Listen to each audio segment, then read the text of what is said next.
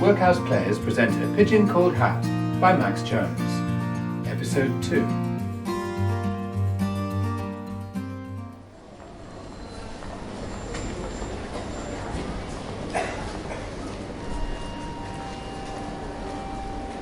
Philip, is that my great nephew looking down at his shoes? I looked up, and as I did, Aunty Vi crouched down. Hello, Aunty Vi. I'm sorry, but I left my important tablets at home, so I don't think I can stay. Oh, that's a shame. You can't be without important tablets. Look, I tell you what. How about if we go and get some tea at my house, and then we can see about getting you home again for your tablets. Is that okay, Philip? Okay. This was confusing. An adult was asking me if something was okay. Where were the sighs and the rolled eyes? Instead, it was this big woman with dark curly hair and a quiet sing-song voice telling me it was okay. She took my case in one hand and held mine with her other.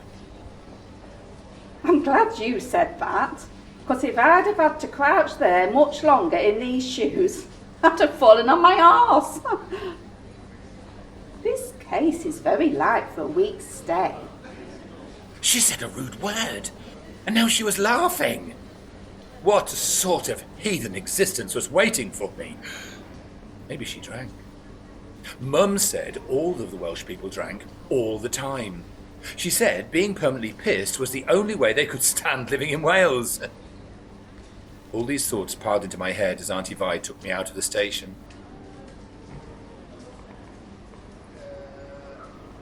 We walked down a steep hill towards a row of terraced houses at the bottom. Seth, what do you think of our little town then, Philip?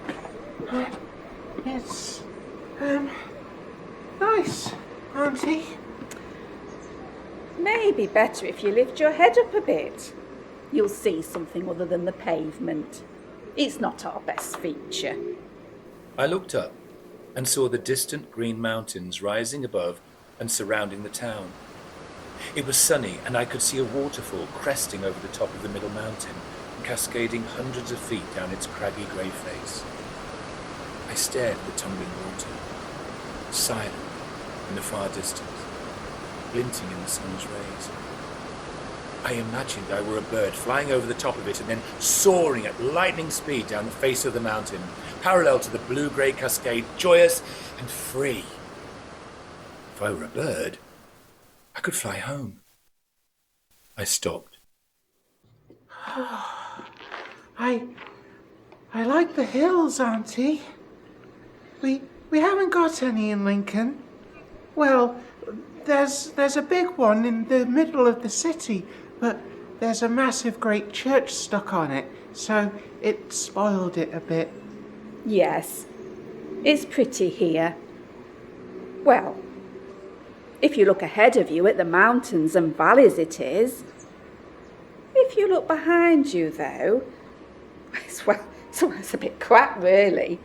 2 swear words! I turned round and looked at the piles of grey-black slate forming terraces up the hillside, obliterating the green. Aunty Vi's hand was warm and soft. She bent down beside me.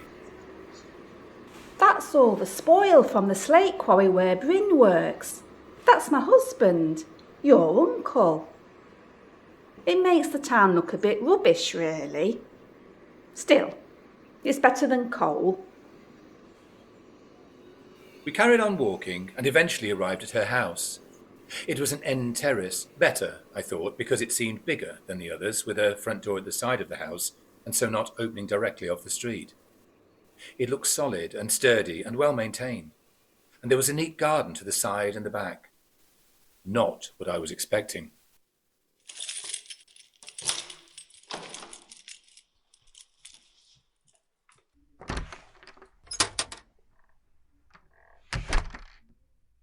Now, let's get some tea and we can think about your tablets. What are they for, by the way? I might have some that would do instead. I wasn't used to being asked questions about my confabulations. I'd have to come up with something, or she'd think I was a liar. Grandad said I was. They're for, psychological things I have, wrong with me. Oh, good thinking. Mum said that once to Dad, and he just nodded and quickly walked off. Was it women's problems? Women's psychological problems, maybe? I held my breath. Well, I don't think I have any psychological tablets in the bathroom cabinet, but maybe aspirin would do. You look like a healthy boy anyway. Now, shall we have some tea and cakes? Cakes? But it was Monday. Yes, please, Auntie. Where will we have them? Well, in the kitchen, I thought. We could go into the dining room, but I set that for dinner. There's a kitchen. Grandad had told me that they cooked on an open fire pit, which they shared with the street. Sometimes there were knife fights over the best bits of rabbit. Of course we do. What did you think? Now, do you want to go and have a wash before we eat? The bathroom is just up the stairs on the left. I stood and stared. My mouth dropped open. Yes, Philip. We have a bathroom too. Has your grandfather been telling you stories? He said we'd all have to share a tin bath in the lounge and parade around naked whilst we waited for a turn in the water, which would go black after Bryn had had his turn. I was a credulous child. No. OK. Well, you pop up there, and when you come down, tea will be made.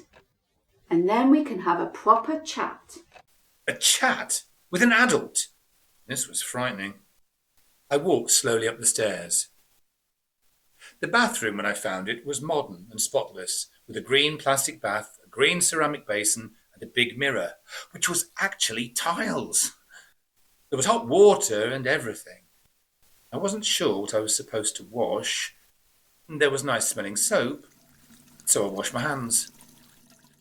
I wondered if Aunty Vi would expect me to come down looking different in some way, whether there was a Welsh expectation of what washing looked like. So I brushed my hair with my fingers as well.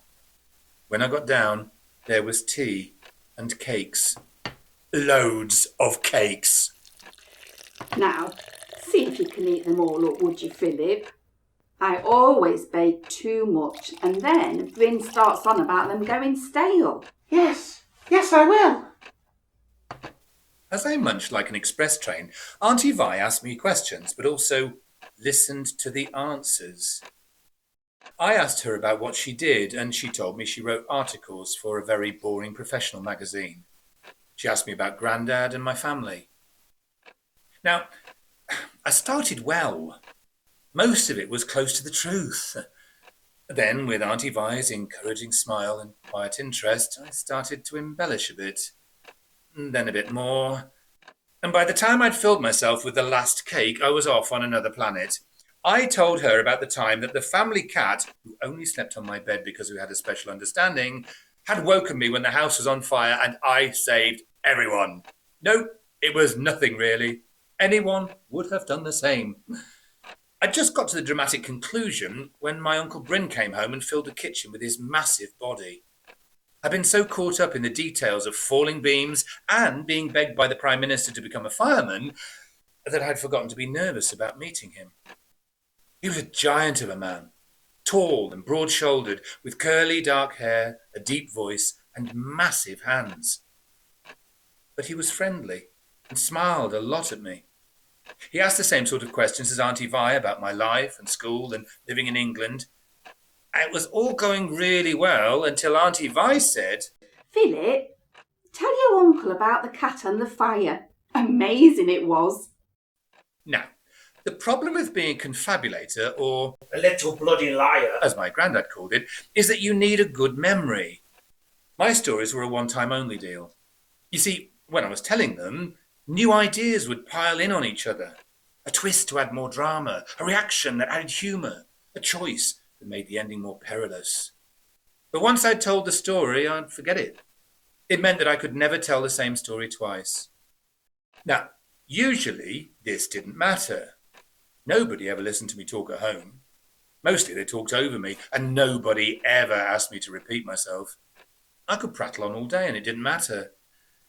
So this was a problem. Well, Fear of the con artist exposed gripped me. Go on then, little un. Bryn was smiling, but I shrank under his open, direct attention. Did I start with the cat waking me with her paw or meowing? Oh, you've put him off his stride, Bryn.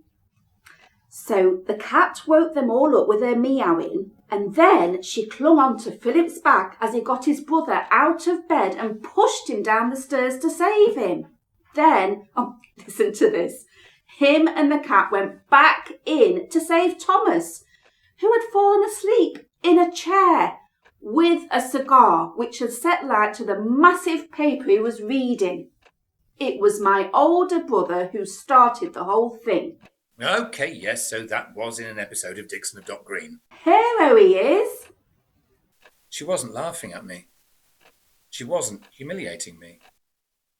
She was doing something nice. I didn't know what, but I just instinctively knew that she was being kind. That moment, I fell in love with Aunty Vi. He should have got a medal. And with Uncle Bryn. Well, he's not the type of lad to brag, though, is he? Probably wanted it all kept quiet. Relief made me laugh out loud. That first meeting, when Aunty Vi saved me from an out-of-control confabulation, was one of the nicest things anyone has ever done for me. I later realised that she did it to teach me something, but in the clever, subtle way that marked so much of what she did. Later that night, after dinner, with a pudding. we talked more about family, and then Aunty Vi got out some pictures of her and my granddad from when they were growing up in Wales together. In this album, Grandad was young and arrestingly handsome, with thick black hair, a strong jaw, and even features. His eyes were bright and full of humour. I couldn't relate this man with the movie star looks to the awful, spiteful, shrunken old swine that lived with me at home. In every picture he was laughing. Then Aunty Vi said, Lord, look at the time. You should be in bed. Let me show you your room. My room? Grandad had said that we'd all have to share the same bed, sleeping head to foot. I had been keeping the conversation going to put the evil moment off, thinking of a reason why I couldn't. Well, yes. You're not going to be sleeping on the floor, are you? I didn't tell her I was expecting much worse than the floor. My room was at the front of the house, overlooking the little street, and I could see the green hills in the distance. I had a single bed against the wall. Next to it was a little table with a lamp on it and a single wardrobe. It was like a posh hotel room. I sat on the bed. Aunty Vi knocked on the door and asked if she could come in. She sat on the bed and took my hand. Now, Philip, your mum had a quick word with me before you came. Now, I don't want you to be embarrassed. She mentioned that sometimes you've had a problem with going to the toilet at night before you can get to the bathroom. She meant bedwetting. I was prolific. I was once woken from a lovely dream where I had stepped into a warm shower in what passed in my imagination for an Amazonian rainforest to discover that in reality I'd kicked off the bedclothes in my sleep and then let rip. Pee was rising vertically and fountaining down onto me. I yelled. Coming to, I thought I was being sprayed with a hosepipe. My brother, who shared the bedroom, banged on the wall and called through to my mother that horse piss was at it again. My mother, still mostly asleep and with her hair any which way, came crashing into the room with the concentrated coordination of an Olympic athlete, managed to simultaneously cuff my brother round the head for saying piss and haul me out of bed, holding me at arm's length in front of her as the flow continued. She yelled, Stand my back! father as he emerged from their bedroom into my firing line. I started to cry in my confusion as Mum stood me in the bath until the flow of tears and wee stopped. I heard my dad, who'd followed, asking my brother how the hell I'd managed to hit the ceiling. Practice, he said sourly. So, I didn't put a plastic sheet on your bed, or the carpet, or up the walls as your mum suggested, and I think we will just see what happens. Okay? Okay, Aunty Vi. I'm sorry. Why? You've not done anything wrong. Oh, and there are times I can't be bothered to get out of bed either. Oh, and I have a present for you. Your mum says you love Tintin, and the only one you've not read is Red Rackham's Treasure. Your mum said she's been hunting for it, but nobody has a copy. I found it in the corner shop of all places, so there you are. She handed me the book. My heart burst. She kissed me goodnight. I opened the case that was sitting on the floor that Mum had packed. There was one pair of shorts, one T-shirt, no underwear, and a flannel. No wonder it felt light. Mum just hadn't bothered about me. Later, I was reading my book when I heard Bryn and Aunty Vi come up the stairs and go to bed. Their room was next to mine, and the door was ajar. I heard Bryn say quietly, That boy is such a storyteller. I held my breath, waiting for him to say how silly I was or couldn't be trusted. I didn't think he was going to stay at first. He had a story ready about some psychological tablets he needed that he'd left at home. Psychological tablets? Oh, it'll be something he's heard somewhere. He invents stuff at the drop of a hat. Just like Thomas used to. That's who he reminds me of. But that boy is a natural storyteller. I mean, you know it's just his imaginings, but there's structure and drama in them. Not like a normal 8-year-old telling a boring fairy tale that wanders on and on with no end. He draws you in. When he has an audience, he changes. He was like a little shadow when I picked him up this afternoon. He looked, well, sad. I got the word defeated in my head when I first clapped eyes on him. Never seen that in such a young boy before. But when he started talking to me, to an audience, it was like watching him wake up. Oh, I've had such a lovely afternoon with him. He looked so scared when you told him to repeat that story to me. He needed a nudge, and now he won't make that mistake again. He'll be more disciplined next time, you just wait. He'll remember what he said, and he'll hold back on the exaggeration. If he's going to write, he will need that discipline. Best he learns that now. So, you've decided he's going to be a writer, have you?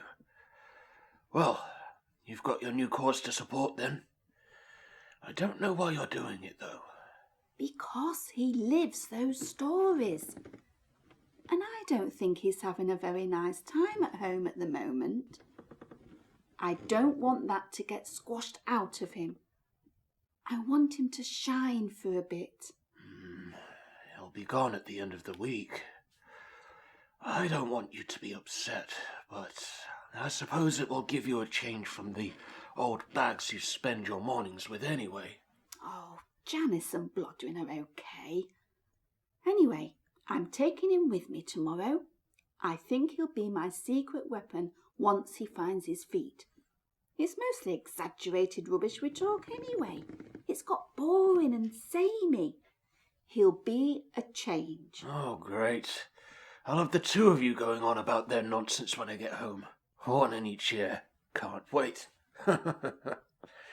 Now, get into bed, woman, so I can ravish you. Aunty Vi laughed, and at that point, thankfully, closed their bedroom door. The book slid gently from my fingers, and I fell asleep.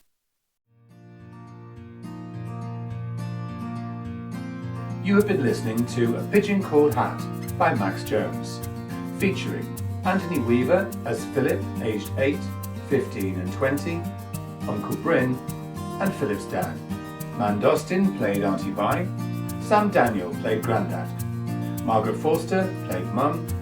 Julie Holmes played Blodwyn. Sheila Jennings played Janice and the woman on the train. Jelly Rose played Margaret. And Max Jones was the narrator. It was directed by Sheila Jennings and recorded at the Old Nick Theatre in Gainsborough. It was recorded and edited by Gordon Craig.